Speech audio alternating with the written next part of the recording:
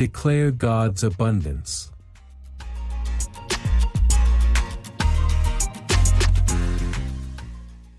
Psalm chapter 65 verse 11.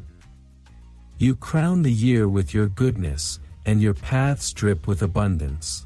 Mga awit kabanata 65 talata 11. Pinuputungan mo ang taon ng iyong kasaganaan. Ang mga bakas ng iyong karwahe ay tumutulo ng katabaan. God crowns your year with His overflowing goodness, reminding you that every season is touched by His grace. Sa bawat yugto ng taon, may inilaan siyang saganang pagpapala para sa iyo. When you declare His abundance over your beginning and ending, you align your heart with His divine rhythm. Kapag ipinahayag mo ang kanyang kasaganaan, binubuksan mo ang pintuan para sa bagong pag-asa. God's presence does not diminish as the year closes. Instead, it grows brighter with promise.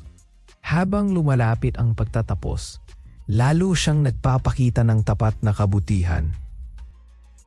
You can boldly expect that He is preparing something greater than what you have seen.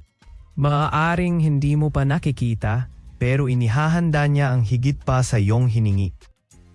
His abundance is not limited to material things, but includes peace, joy, and restored strength. Kasama sa kanyang kasaganaan ang kapanatagan, kagalakan, at panibagong lakas. Even in the challenges, His grace continues to pave your path with goodness. Kahit sa pagsubok, hindi humihinto ang kanyang biyaya sa pagpatnubay sa iyo.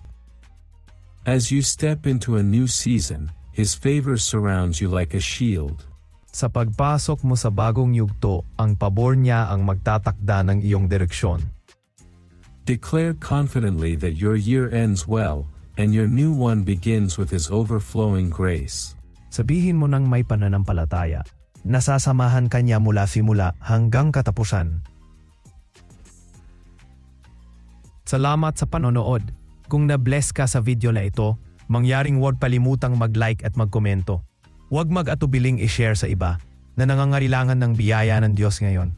Mangyaring mag-subscribe at i-click ang bell icon para ma-notify at manood ng iba pang mga inspirational na video tulad nito.